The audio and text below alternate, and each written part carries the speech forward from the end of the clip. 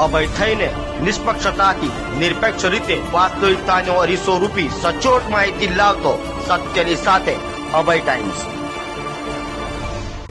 સુરતના Udhna railway station ખાતે GRP દ્વારા મુસ્લિમ સમાજ સામે કોમવાદી અને કટ્ટર માનસિકતા સાથે રાગદ્વેષ રાખી કામગીરી કરાતી હોવાના આક્ષેપ સાથે જીઆરપીના પીઆઈને રજૂઆત કરી હતી। ઉધના રેલવે સ્ટેશન ખાતે જીઆરપીમાં ફરજ બજાવતા પોલીસ કર્મી પ્રકાશભાઈ મુસ્લિમ સમાજ સામે કોમવાદી કટ્ટર માનસિકતા સાથે રાગદ્વેષ રાખી ફરજ બજાવતા હોય એમને ફરજ પરથી તાત્કાલિક સસ્પેન્ડ કરવા માંગ કરાઈ હતી। તો આવેદનપત્ર આપતી વેળાએ જણાવાયું હતું કે વર્ષોથી ઉધના રેલવે સ્ટેશન ખાતે કોઈપણ પ્રકારના ધાર્મિક સામાજિક ભેદભાવ વગર શ્રમિક રિક્ષા ચાલક તરીકે પોતાની ભાડાની રિક્ષા ચલાવી અમારા પરિવારનું પેટ્યું રળીએ છીએ। અમારા દ્વારા સ્થળ પર હર હંમેશ કાયદા વ્યવસ્થા સાથે ટ્રાફિક બાબતે સુવ્યવસ્થા બની રહે એવા અથાગ પ્રયાસો અમારા સૌના રહે છે। આજ દિન સુધી સ્થળ પર અમો રિક્ષા ચાલકોની પોલીસ ચોપડે કાયદા વ્યવસ્થા બાબતે કોઈ એફઆઈઆર નથી તેમજ અમો સૌ એકબીજાના ધર્મ અને સમાજ પ્રત્યે માન સન્માન જાળવતા છીએ। પરંતુ ગત તારીખ 9/12/2024ના સોમવારે રાત્રિના સુમારે 10:30 કલાક આસપાસ ઉધના રેલવે સ્ટેશન ખાતે જીઆરપી પોલીસ કર્મી પ્રકાશભાઈ ફરજ પર હતા કે નહીં એ અમોને જાણ નથી, પણ તેઓ હાજર હતા। તે સમયે મુંબઈથી આવતી ફ્લાઇંગ રાણી ટ્રેન પ્લેટફોર્મ પર આવતા શ્રમિક રિક્ષા ચાલક આધેડભાઈના એવા સલીમભાઈ શાહ જેઓ દાઢી રાખે છે, જ્યારે સ્ટેશનની કમ્પાઉન્ડમાં ફ્લાઇંગ રાણીના મુસાફરો માટે રિક્ષા બાબત પૂછતાછ કરવા ગયા તે સમયે સ્થળ પર હાજર પોલીસકર્મી પ્રકાશભાઈએ સલીમભાઈ શાહને અન્ય સાથી શ્રમિક રિક્ષા ચાલકોની ઉપસ્થિતિમાં સરા જાહેર અપશબ્દો કહ્યા તેમજ આવા અપશબ્દો ઓછા લાગતા હોય એમ પ્રકાશભાઈએ સલીમભાઈને સીધા મુસ્લિમ સમાજ માટે પણ અપશબ્દો કહ્યા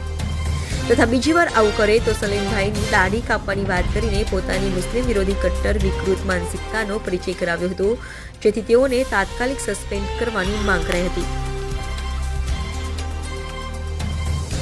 આજ રોજ ઉધના રેલવે સ્ટેશન ખાતે જે શ્રમિક રિક્ષા ચાલકો છે જેઓ પોતાની ભાડાની કે પોતાની રિક્ષા ચલાવીને